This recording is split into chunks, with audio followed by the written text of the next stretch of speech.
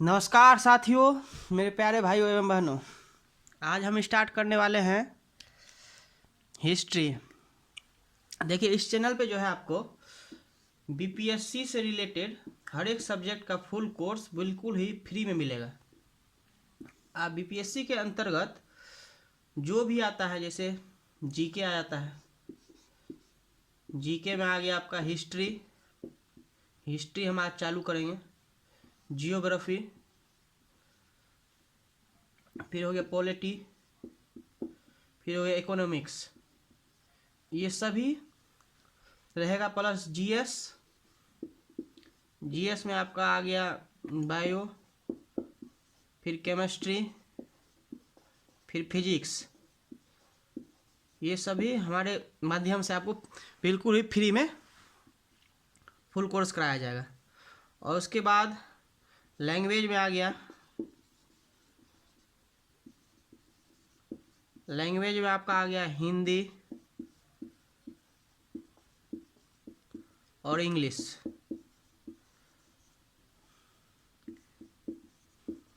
और एक इधर मैथ। ये टोटल सब्जेक्ट का फुल कोर्स बिल्कुल ही फ्री में दिया जाएगा। और ये बीपीएससी जो है आपका अगस्त में जो एग्ज़ाम है, अगस्त में जो एग्ज़ाम होगा उसके लिए वैलिड होगा। यानी अगस्त से पहले हम कोशिश करेंगे जून तक फुल कोर्स कवर कर देने का। मेरे साथ बने रहिए, ये आपको बीपीएससी में बहुत ही लाभदायक होगा और बिल्कुल ही फ्री है। चलिए आज स्टार्ट करते हैं हिस्ट्री।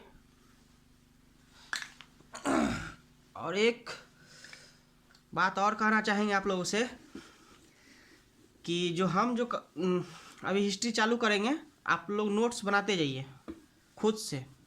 पीडीएफ के चक्कर में नहीं रहिए। वैसे पीडीएफ बोलेगा, पीडीएफ भी हम दे देंगे, लेकिन खुद से जो बनेगा ज़्यादा देर तक याद रहेगा। और एक क्लास, जैसे हम आज क्लास लिए, मान लीजिए 2 घंटा क्लास लेंगे आज, उसको आप नोट्स बना के कम से कम 5 बार रिवीजन कीजिए। गारंटी इसका है 100%, एक भी क्वेश्चन नहीं छूटेगा। चलिए स्टार्ट करते हैं हिस्ट्री।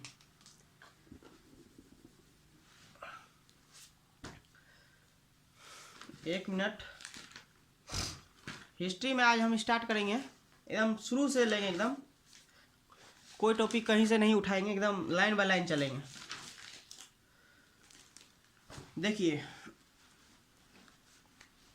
आज हिस्ट्री एकदम धीरे धीरे पढ़ाएंगे, इसलिए वीडियो को पॉज नहीं करना है, साथ साथ नोट बनाते चलिए। देखिए,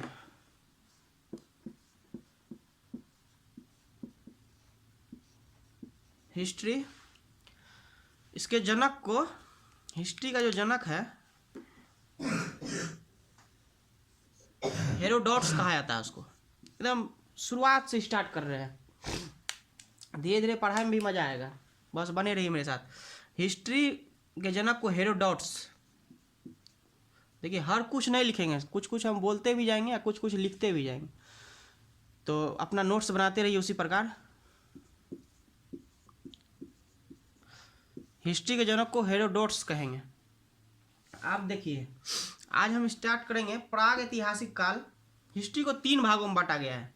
एक तो प्राग ऐतिहासिक काल,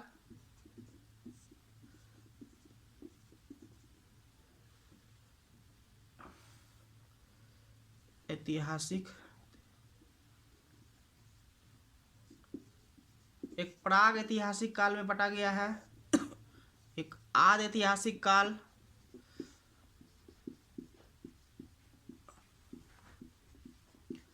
और एक तो हो गया ऐतिहासिक काल।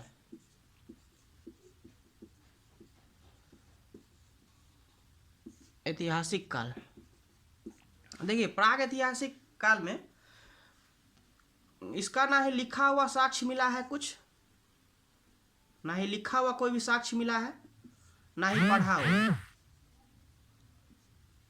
लिखा हुआ कोई साक्ष्य नहीं मिला तो पढ़ा क्या जाएगा।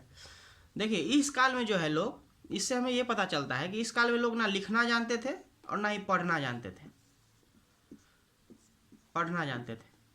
अब इस काल में आइए, आधि ऐतिहासिक काल में, इस काल में लोग लिखना जानते थे, लिखा हुआ मिला है, लेकिन इसको पढ़ा नहीं जा सकता है। अभी तक किसी के द्वारा पढ़ा नहीं गया आधे ऐतिहासिक काल को। लिखा हुआ मिला है, जैसे डॉक्टर का राइटिंग है, कुछ डॉक्टर का राइटिंग देखिए कोई पढ़ नहीं पाता, उसी प्रकार आधे ऐतिहासिक काल में लिखा हुआ साक्ष्य मिला है, लेकिन उसको पढ़ा नहीं जा सकता है। इसमें लिखा हुआ भी साक्ष्य मिला है और उसको पढ़ा भी जा सकता है। ये दोनों छोटा छोटा टॉपिक है, प्राग ऐतिहासिक काल और आधे ऐतिहासिक काल। मेन टॉपिक है ऐतिहासिक काल। प्राग ऐतिहासिक काल और आधे ऐतिहासिक काल बहुत जल्दी खत्म हो जाएगा। चलिए प्राग ऐतिहासिक काल में हम लोग आते हैं, इसको मिटा लेते हैं। अब मेरे साथ साथ नोट्स बनाते जाइए, वीडियो को पॉज नहीं कीजिए, वैसे ही हम बहुत धीरे लेके चल रहे हैं। प्राग ऐतिहासिक काल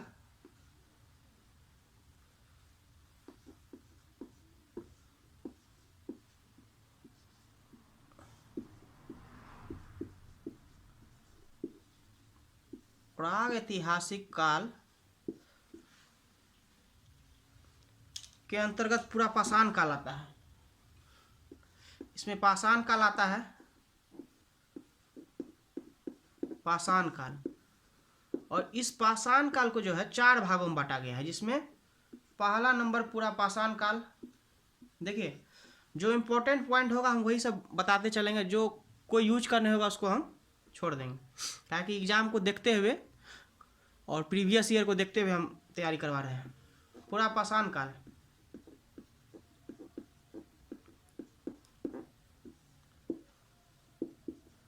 पूरा पाषाण काल जो है, पहले पाषाण काल को समझिए। यह वह समय था जब मानव पत्थर के औजार एवं हथियारों का उपयोग करता था। इसमें क्या करता था मानव? पत्थर के औजार, पाषाण ऐसे ही समझ में, पाषाण मतलब पत्थर, पत्थर के औजार एवं हथियारों का उपयोग। पत्थर का ही औजार बनाता था, हथियार बनाता था, जो बोलिए, पत्थर के औजार एवं हथियार, हथियार का उपयोग किस काल में? पाषाण काल में। पाषाण काल से, पाषाण का मतलब ही होता है पत्थर। जिस काल में पत्थर के औजार एवं हथियार का उपयोग किया उसे पाषाण काल कहते हैं। देखिए डिफिनेशन नहीं याद करना, बस समझते चलिए, डिफिनेशन नहीं आएगा एग्जाम में। देखिए उसके बाद पूरा पाषाण काल आता है। पूरा पाषाण काल में जो है, यह पूरा पाषाण काल इतिहास का सबसे प्रारंभिक समय था। यह क्या था? प्रारंभिक समय था, सबसे शुरुआत का समय पूरा पाषाण काल ही था। इतिहास यहीं से शुरुआत हुआ है, पूरा पाषाण काल से। प्रारंभिक समय था। और इसी काल में जो है मानव को आदि मानव कहा जाता था, यानी इसी काल में लोग मानव शिकार करके खाते थे, इसलिए यहाँ पे मानव को आदि मानव कहा जाता था।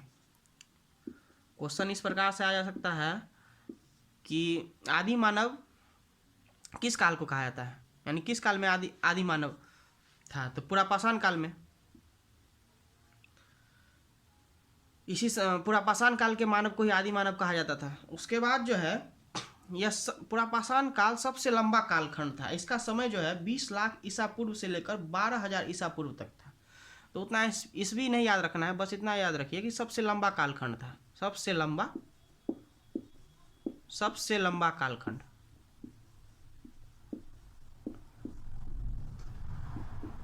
सबसे लंबा कालखंड था।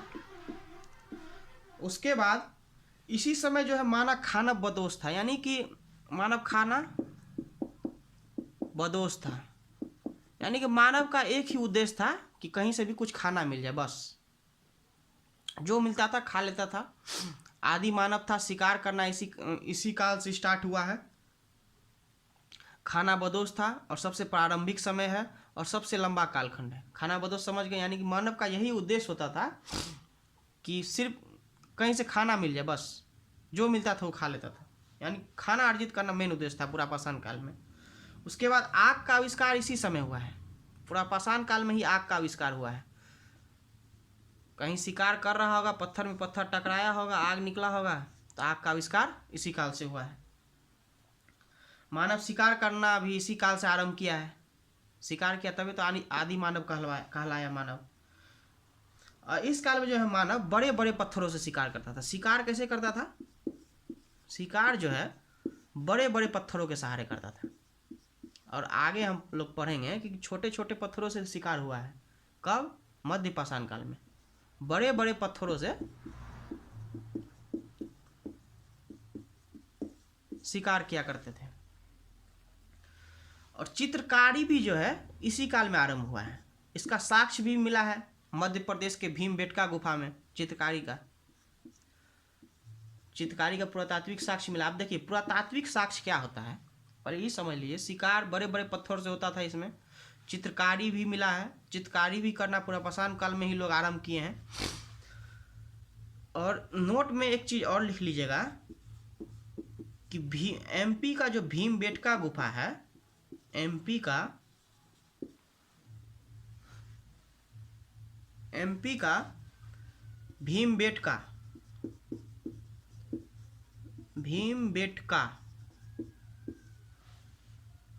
भीमबेटका गुफा से चित्रकारी का साक्ष्य मिला है। समझ गए? अब चलिए इसके बाद एक नोट और बनाइएगा, एक नोट में और लिख लीजिएगा कि भारतीय पुरातत्व के पिता जो है अलेक्जेंडर कनिंघम को कहा गया है। इसको मिटा देते हैं, इसके बाद लिखेंगे। अभी हम प्राग ऐतिहासिक काल पढ़ रहे हैं, उसमें पूरा पाषाण काल समझ गए। पाषाण का मतलब ये होता है पत्थर वाले काल को पाषाण काल कहेंगे, जिस काल में लोग पत्थर के औजार से शिकार करते थे। देखिए अब क्या है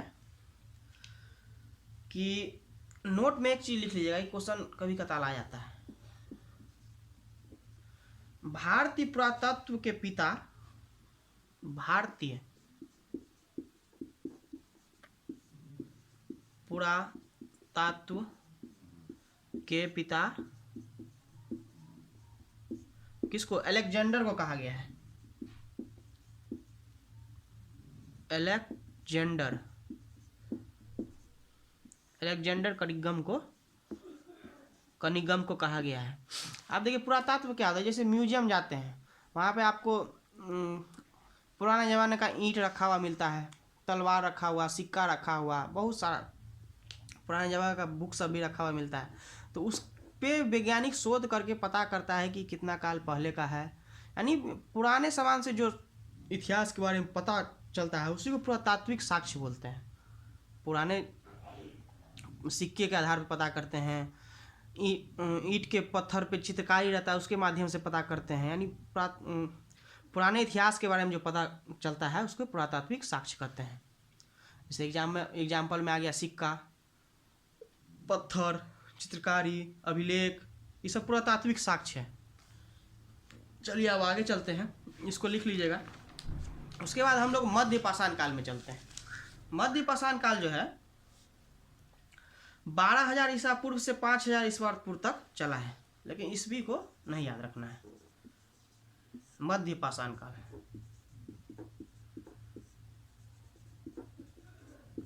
ये 12,000 ईस्वी पूर्व से 5,000 ईस्वी पूर्व तक चला है। इस काल के बारे में जानकारी सर्वप्रथम कर्साइल ने दिया था 1867 ईस्वी में। इसका जानकारी कौन दिया था? कर्साइल ने। जानकारी कर्साइल ने 1867 ईस्वी में दिया था। बस इतना याद रखिए, कर्साइल ने जानकारी दिया था। ईस्वी से कोई मतलब नहीं है, उतना ईस्वी नहीं आ रहा है आज का। 1867 ईस्वी में दिया था। आप देखिए पाषाण काल में जो पूरा पाषाण काल था, पूरा पाषाण काल में लोग बड़े बड़े पत्थरों से शिकार करते थे। फिर थोड़ा बुद्धि आया उनमें, फिर बड़े पत्थरों को छोटे छोटे पत्थर बनाकर, छोटे छोटे पत्थर के औजार बनाकर लोग इस काल में, पहले तो पूरा पाषाण काल में बड़े बड़े पत्थरों का औजार बनाते थे, इस काल में छोटे छोटे पत्थरों का औजार बनाकर, छोटे छोटे पत्थर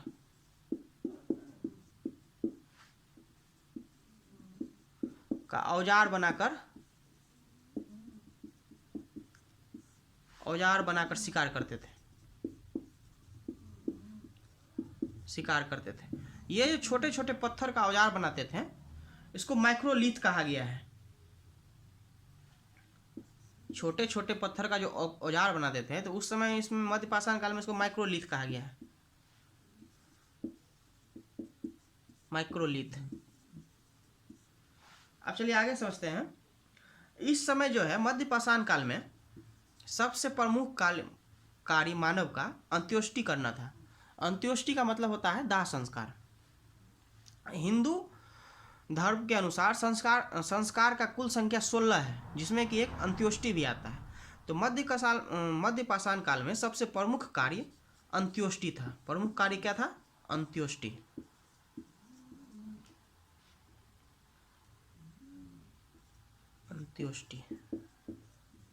अंत्योष्टि था यानी कि अंतिम संस्कार। नोट में आप ये भी लिख सकते हैं कि संस्कार की संख्या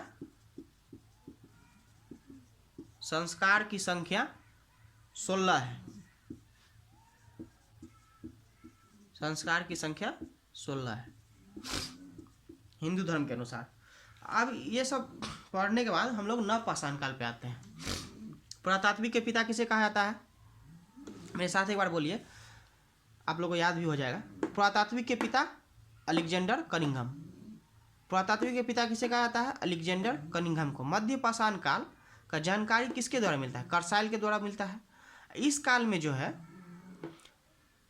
पत्थर के छोटे छोटे औजार बनाकर लोग शिकार करते थे, जिसको क्या कहा जाता है? माइक्रोलिथ। माइक्रोलिथ किसे कहा? यानी पाषाण काल में जो है छोटे छोटे पत्थर के औजार बनाकर शिकार करते, उसको माइक्रोलिथ करता है। मध्यपाषाण काल का प्रमुख कार्य क्या था?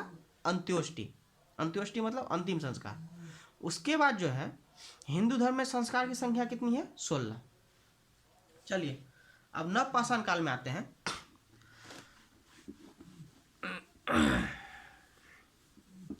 अब नवपाषाण काल को हम लोग समझेंगे। नवपाषाण काल जो है इसमें पहिया का आविष्कार हुआ है नवपाषाण काल में। अब हम लोग आएंगे नवपाषाण काल। नवपाषाण काल में इसमें देखिए पहिया का आविष्कार हुआ है। पहिया का आविष्कार कब हुआ है? नवपाषाण काल। पहिया का आविष्कार कब हुआ है? देखिए हम पूछेंगे तो वहाँ जो आप लोग हैं यानी ऑफलाइन की तरफ पढ़िए, एक तरह से हम जो बोलते हैं तो खुद बोलिए, तब याद हो जाएगा, तब याद करने का जरूरत नहीं पड़ेगा खुद से। पहिया का आविष्कार कब हुआ? नवपाषाण काल। इस काल में जो है मानव अपना घर अस्थायी रूप से बनाना प्रारंभ किया। पहले अस्थायी रूप से घर लोग नहीं बना रहे थे, इससे पहले के काल में। मध्यपाषाण काल में, पुरापाषाण काल में अस्थायी रूप से घर नहीं बनाया। इस काल में जो है अस्थायी रूप से घर बनाना प्रारंभ किया। अस्थायी रूप से घर। अब देखिए अस्थायी रूप से जो घर बनाएगा तो उसको पेट पालन के लिए भी कुछ चाहिए, तो कृषि का भी आरंभ इसी में हुआ। कृषि का भी आरंभ इसी में हुआ। कृषि का भी आरंभ इसी में हुआ। कृषि का आरंभ हुआ और कृषि में जो है सबसे पहली खेती जौ और गेहूं किया गया। खेती जो है जौ और गेहूं का किया गया। देखिए पहिया का आविष्कार नवपाषाण काल में हुआ। इसी काल में लोग अस्थायी रूप से घर बनाने लगे। घर बनाने तो उसको खाने के लिए चाहिए, तो कृषि का भी आरंभ इसी काल में हुआ। सबसे पहला कृषि जौ और गेहूं का हुआ। उसके बाद लोग पशुपालन करने लगे। पशुपालन में सबसे पहले कुत्ता का पालन किए, पशुपालन हुआ। अब पशुपालन में जो है सबसे पहले कुत्ता का पालन हुआ। पहला जानवर कुत्ता था। इसमें देखिए कृषि जो करेगा उसमें जौ और गेहूं मुख्य खेती था। इसको रखने के लिए कुछ चाहिए, तो मनका का भी खोज इसी काल में हुआ है। मनका मतलब होता है घड़ा। मनका का खोज, ये क्वेश्चन बहुत आता है। मनका का खोज किस काल में हुआ? तो नवपाषाण काल में हुआ। मनका का खोज किस काल में हुआ? नवपाषाण काल में हुआ। इसको घड़ा कहते हैं। अब देखिए पशुपालन जो हुआ है इसका साक्ष्य जो है हम लोग को पुरातात्विक साक्ष्य आदमगढ़ में मिला है। आदमगढ़ कहाँ पड़ता है? वो भी एमपी में है। पशुपालन का साक्ष्य, यहाँ से लिख सकते हैं पशुपालन का साक्ष्य कहाँ से मिला है? एमपी के आदमगढ़ से। एमपी के कहाँ से? आदमगढ़ से। आदमगढ़। एक बार फिर से देख लीजिए, नवपाषाण काल में क्या क्या मिला? पहिया का आविष्कार इसी में हुआ। अच्छा बताइए, आग का आविष्कार किस काल में हुआ? अभी बताए हैं। तो आग का आविष्कार पूरा पाषाण काल में हुआ। पहिया का आविष्कार किस काल में हुआ? नवपाषाण काल में पहिया का आविष्कार हुआ। इसी काल में लोग अस्थायी रूप से घर बनाने लगे। कृषि का आरंभ भी इसी काल में हुआ। और मुख्य खेती जो था नवपाषाण काल में क्या था? मुख्य खेती जौ और गेहूं था। पशुपालन भी हुआ, कुत्ता का सबसे पहले पशुपालन हुआ। मनका का भी खोज इसी काल में हुआ है। पशुपालन का साक्ष्य कहाँ से मिला है? तो एमपी के आदमगढ़ से मिला है। कैसे मिला होगा? गाड़ा हुआ होगा। एक इंसान, यानी कि इंसान को जब दफनाया जा रहा था उसके साथ कुत्ता को भी दफनाया जा रहा था नवपाषाण काल में, ऐसा सुनने को मिलता है। तो इतना याद रखिए, पशुपालन कुत्ता सबसे पहले, कुत्ता किस काल में पाला जाता था? तो नवपाषाण काल में। चावल, अब देखिए, जौ और गेहूं का मुख्य खेती था। और चावल का भी साक्ष्य मिला है इलाहाबाद के कोल्ढीवा में। नवपाषाण काल में ही, नवपाषाण काल का ही एक साक्ष्य चावल का भी मिला है। कहाँ मिला है? इलाहाबाद के कोल्ढीवा में। इसको भी लिख सकते हैं, हम बोल दिए हैं, आप लिख लीजिए। चावल का भी साक्ष्य मिला है। कहाँ पे मिला है? इलाहाबाद के कोल्ढीवा में। अब चलिए हम लोग आगे चलते हैं। अब 3 ठो काल पढ़ लिए, पूरा पाषाण काल, मध्य पाषाण काल और नवपाषाण काल। इसके बाद हम लोग का है ताम्रपाषाण काल। ताम्रपाषाण काल में एक ही चीज इंपॉर्टेंट है, यहाँ पर तांबा का खोज बहुत ज्यादा हुआ है, इसलिए नाम है ताम्रपाषाण काल। ताम्रपाषाण काल, इस काल में जो है तांबा का बहुत ज्यादा खोज हुआ है। तांबा का खोज, तांबा का खोज सबसे ज्यादा किस काल में हुआ है? तो ताम्रपाषाण काल में हुआ। और ये तांबा जो है मानव द्वारा खोजी गई पहली धातु थी। मानव द्वारा खोजी गई पहली धातु कौन सा था? तांबा। मानव द्वारा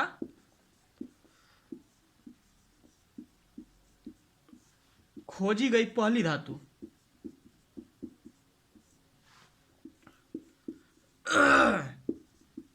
सॉरी, पहली धातु।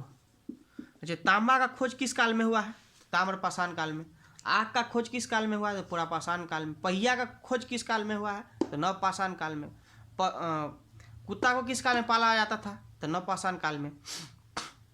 और मानव द्वारा खोजी गई पहली धातु कौन था? तो तांबा। चलिए, उम्मीद करते हैं इतना समझ गए होंगे। अब हम लोग आगे चलेंगे। देखिए, जहाँ तक घिंचाएगा हम क्लास को घींच देंगे। ऐसे कोई नहीं है कि आज ही चैप्टर बना तो बस वीडियो, हमको जून तक फुल कोर्स को ख़त्म करना है, जिसमें कि आपका जीके जीएस पूरा आ जाएगा, लैंग्वेज आ जाएगा, हिंदी इंग्लिश और मैथ। उससे ज़्यादा अभी हम नहीं पढ़ा सकते हैं, मेरे पास टाइम भी नहीं है। और चलिए सिंधु सभ्यता को समझते हैं। अगर आप लोग को अच्छा लगे तो लाइक कीजिए। सिंधु सभ्यता, नहीं अच्छा लगे तो कोई बात नहीं, वैसे उम्मीद करते हैं अच्छा लगेगा। चलिए आज हम सिंधु सभ्यता फिर स्टार्ट कर रहे हैं। देखिए, सिंधु सभ्यता जो है ये सिंधु नदी के किनारे बसा हुआ था। पहले सभ्यता समझिए किसको कहते हैं। सभी लोगों को आवास को सभ्यता कहते हैं। अब ये सिंधु सभ्यता क्या है? ये सिंधु नदी के किनारे बसा हुआ था, इसलिए इसको सिंधु सभ्यता कहते हैं। ये बहुत दूर तक फैला हुआ, इसका कुछ हिस्सा पाकिस्तान में भी है। चलिए अब डिटेल में समझते हैं। सिंधु सभ्यता को जो है आदि ऐतिहासिक काल में रखा गया है। आदि ऐतिहासिक काल कौन काल है? पहले समझा दिए हैं। इतिहास को 3 कालखंडों में बताया गया है, प्राग ऐतिहासिक काल, आदि ऐतिहासिक काल और ऐतिहासिक काल। तो प्राग ऐतिहासिक काल हम लोग का खत्म हो गया। अब हम लोग चल रहे हैं आदि ऐतिहासिक काल में। आदि ऐतिहासिक काल वैसा काल जिसमें लोग यानी कि लिखना लिखा हुआ साक्ष्य मिला है, लेकिन उसको कोई पढ़ ही नहीं पाता है। यानी लिखना जानते थे, पढ़ना नहीं जानते थे, ऐसे आप याद रखिए। यानी लिखा हुआ साक्ष्य मिला है लेकिन पढ़ नहीं पाया है, कोई भी आज तक नहीं पढ़ पाया। तो सिंधु सभ्यता कौन सभ्यता है? जो सिंधु नदी के किनारे स्थित था, उसको सिंधु सभ्यता कहेंगे। चलिए यहाँ से देखिए सभ्यता क्या होता है। सभ्यता सभ्य लोगों के आवास को, सभ्य लोगों के आवास को सभ्यता कहेंगे। ये सिंधु सभ्यता जो है सिंधु नदी के किनारे स्थित था, इसलिए इसको सिंधु सभ्यता कहते हैं। और सिंधु सभ्यता का खोज जो है दयाराम साहनी ने किया है। कब खोज कौन किया है? खोज दयाराम साहनी। देखिए यही जो है पहला खुदाई किया हुआ था दयाराम साहनी। इसका नामकरण भी कोई किया है, तो वो सब उतना अभी डिटेल में नहीं समझिए, शायद पूछता भी नहीं हो सब। खोज जो दयाराम साहनी ने किया है, हम एग्जाम को देखते हुए जो इम्पोर्टेंट पॉइंट है, अब कुछ आपका छूट नहीं रहा है। खोज कौन किया? दयाराम साहनी 1921 ईस्वी में। इसको सिंधु सभ्यता को किस काल में रखा गया, किस कालखंड में रखा गया? तभी भी बताए हैं कि सिंधु सभ्यता में ऐसा ऐसा साक्ष्य मिला है जो लिखा हुआ मिला लेकिन पढ़ा नहीं जा सकता। कौन काल हुआ? आदि ऐतिहासिक काल। तो आदि ऐतिहासिक काल में रखा गया है, ये भी लिख लीजिए। आदि ऐतिहासिक काल में,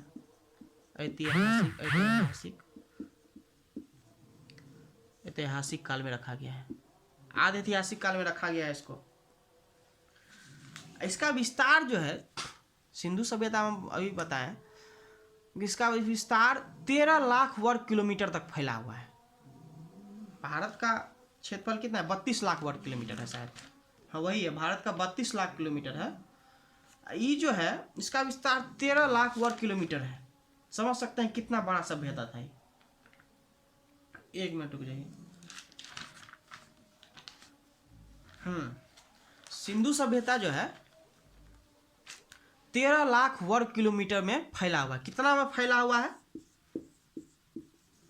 इसका क्षेत्रफल क्या है? 13 लाख वर्ग किलोमीटर। 13 लाख वर्ग किलोमीटर में फैला है। यहां पे लिख देते हैं फैला है। आप देखिए भारत का क्षेत्रफल क्या है? 32 लाख वर्ग किलोमीटर। अभी भी भारत का क्षेत्रफल 32 लाख वर्ग किलोमीटर है, लेकिन सिंधु सभ्यता कितना वर्ग किलोमीटर में फैला हुआ? 13 लाख वर्ग। इससे आप अंदाजा लगा सकते हैं कितना बड़का सभ्यता था ये। चलिए ये बता दिए खोज दयाराम साहनी ने किया है।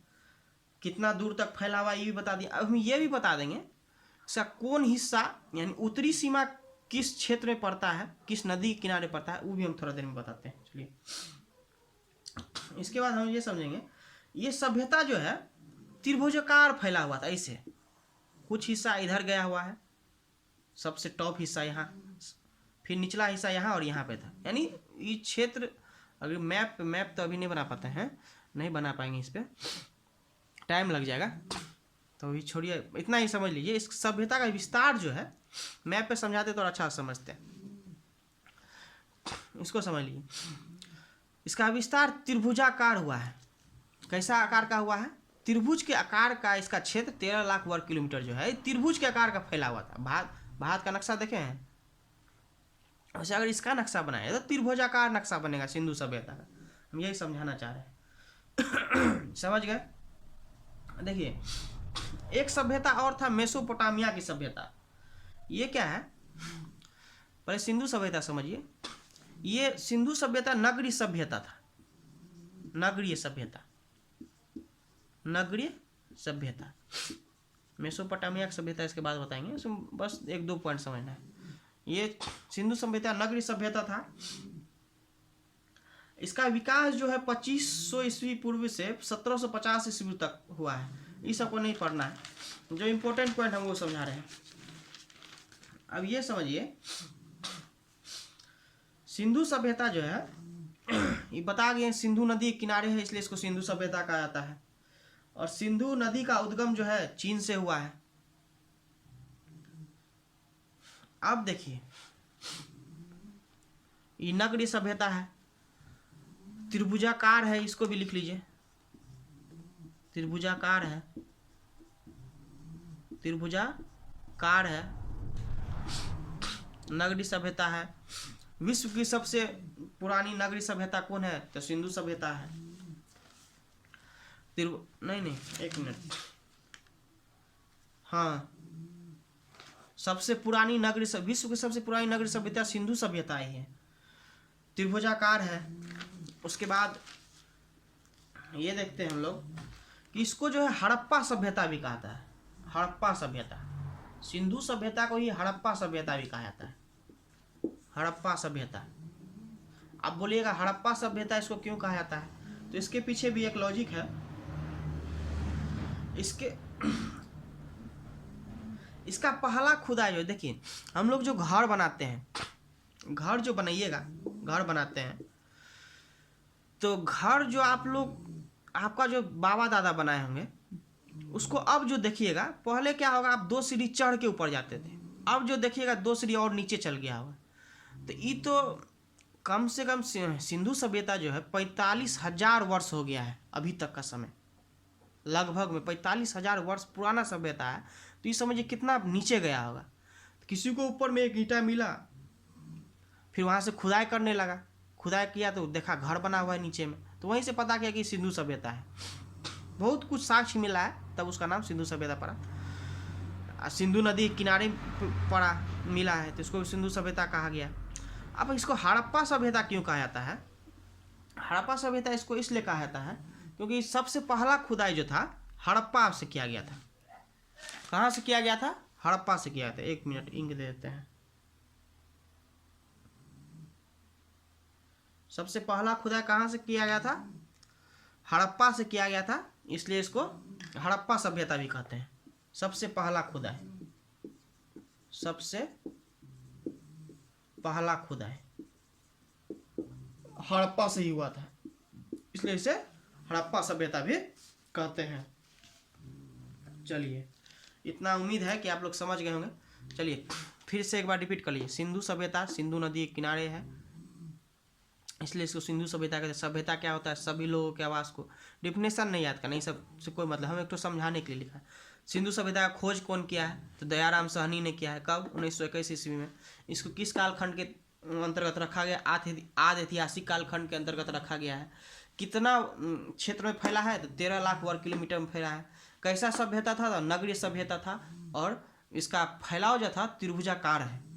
हड़प्पा सभ्यता क्यों कहते हैं? क्योंकि सबसे पहला खुदाई हड़प्पा से हुआ है। इतना समझ गए होंगे।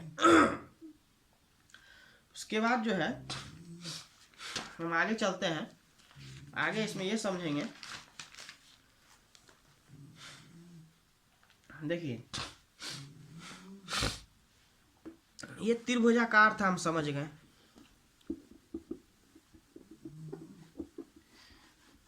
एक बार फिर से बोलिए, सिंधु सभ्यता का खोज कौन किया? दयाराम साहनी 1921 ईस्वी में। किस कालखंड के अंतर्गत रखा गया है?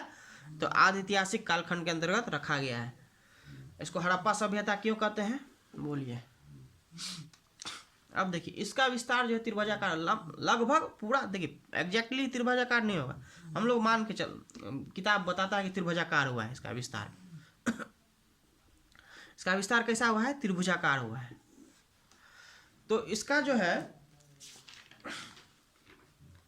एक मिनट, इसका ऊपरी क्षेत्र जो है, सबसे ये ऊपरी क्षेत्र जो है पाकिस्तान में पड़ता है। नहीं, पश्चिमी सीमा पाकिस्तान में पड़ता है। ये देखिए उत्तर हो गया, नॉर्थ, साउथ, ये पूरब हो गया, ईस्ट, ये वेस्ट। हिंदी में लिखिए पूरब, ये दक्षिण,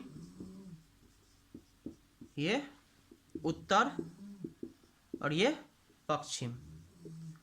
इसका पश्चिमी सीमा जो है, सिंधु सभ्यता का पश्चिमी सीमा, त्रिभुजाकार फैला हुआ, इसका पश्चिमी सीमा जो होगा, ये कॉर्नर जो होगा पश्चिमी सीमा पाकिस्तान के सुतकांगडोर में थी, जो दासक नदी के तट पर है। ये किस नदी के तट पर पड़ता है? आप देखिए, आप बोलेगा अभी तो सर आप बताएं कि ये सिंधु सभ्यता सिंधु नदी के किनारे है, आप दासक नदी कहाँ से आ गया? तो देखो भाई, सिंधु सभ्यता जो है सिंधु नदी किनारे है, ठीक है, इसका ही दासक नदी, चिनाब नदी और बहुत सारा नदी है, सहायक नदी है। सिंधु का ही सहायक नदी, सब जाके सिंधु मिलता है, सिंधु समुद्र में जाके मिलता है। तो इसका जो पश्चिमी सीमा है वो दासक नदी के किनारे है। किस नदी के किनारे है? दासक नदी के किनारे, दासक नदी के किनारे। पश्चिमी सीमा दासक नदी के किनारे है। और यहाँ पर जो क्षेत्र पड़ता है इसका सुतकांगडोर पड़ता है। कौन सा पड़ता है? सुतकांगडोर। सुतकांगडोर ये पश्चिमी सीमा किस नदी के किनारे है? दासक नदी के किनारे है।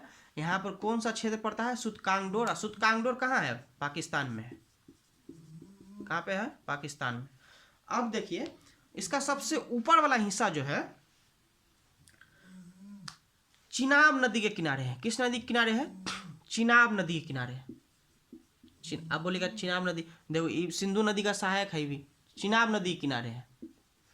चिनाब नदी के किनारे ऊपरी हिस्सा किस नदी के किनारे है? चिनाब नदी के किनारे। पश्चिमी हिस्सा किस नदी के किनारे है? तो दासक नदी के किनारे। दासक नदी कहाँ पड़ता है? अब देखो दासक नदी है, इसका पश्चिमी सीमा जो है वहां पे कौन सा क्षेत्र है? सुतकांगडोर है जो कि पाकिस्तान में है। उत्तरी सीमा चिनाब नदी के किनारे है। यहाँ पे जो है एक मंडा स्थान पड़ता है। मंडा सबसे ऊपरी स्थल मंडा है जो चिनाब नदी किनारे है। मंडा जो है कश्मीर में है। चलिए फिर से एक बार बोलिए, हम जो बोल रहे हैं यहाँ से बोलिए। पश्चिमी सीमा कहाँ है? दासक नदी के किनारे। उत्तरी सीमा कहाँ है? चिनाब नदी के किनारे। उत्तरी सीमा कहाँ है? चिनाब नदी के किनारे। पश्चिमी सीमा कहाँ है? दासक नदी के किनारे। सिर्फ अभी नदी को याद रखिए। उत्तरी सीमा कहाँ है? चिनाब नदी के किनारे। और पश्चिमी सीमा दासक नदी किनारे। पश्चिमी सीमा कहाँ है? दासक नदी। उत्तरी सीमा चिनाब नदी किनारे। ये चिनाब नदी किनारे है, वहाँ कौन सा स्थान पड़ता है? मंडा स्थान पड़ता है। मंडा कहाँ है? कश्मीर में है। मंडा जगह है, कश्मीर का एक जगह है मंडा। पश्चिम में जो है सुतकांगडोर है। सुतकांगडोर कहाँ है? पाकिस्तान में है। अब चलिए इसका जो आते हैं पूर्वी सीमा में आते हैं। ये किस नदी के किनारे? हिंडन नदी के किनारे है। हिंडन नदी के किनारे। पूर्वी सीमा किस नदी किनारे है? हिंडन नदी किनारे। पूर्वी सीमा किस नदी किनारे? हिंडन नदी। हिंडन नदी जो है यहाँ पे आमलगीरपुर पड़ता है। एक आमलगीरपुर पूर्वी सीमा जो है आमलगीरपुर के पास पड़ता है। आमलगीरपुर कहाँ है? यूपी में पड़ता है, उत्तर प्रदेश में। आप देख लीजिए इसका विस्तार कहाँ है। ऊपरी सीमा कश्मीर में चल जाता है, पूर्वी सीमा यूपी में आ जाता है, और दक्षिणी सीमा पाकिस्तान में। इसका विस्तार यहाँ से आप समझ रहे होंगे। तो फिर से देखिए नदी, पहले नदी को याद कीजिए। पूर्वी सीमा किस नदी किनारे? हिंडन नदी। पश्चिमी सीमा दासक नदी। उत्तरी सीमा चिनाब नदी। और दक्षिणी सीमा बच गया है। दक्षिणी सीमा जो है परवरा चाहे गोदावरी नदी इसको कह सकते हैं। परवरा या गोदावरी, हाँ दिख रहा है, परवरा चाहे गोदावरी। देखो भाई याद करके जाना है यहाँ से। अब तुम अपने भरोसे मत रहो, अपने भरोसे रहते तो हो गया रहता। दक्षिणी सीमा जो है परवरा या गोदावरी नदी के तट पे पड़ता है। ये जो है महाराष्ट्र के दायमबाद में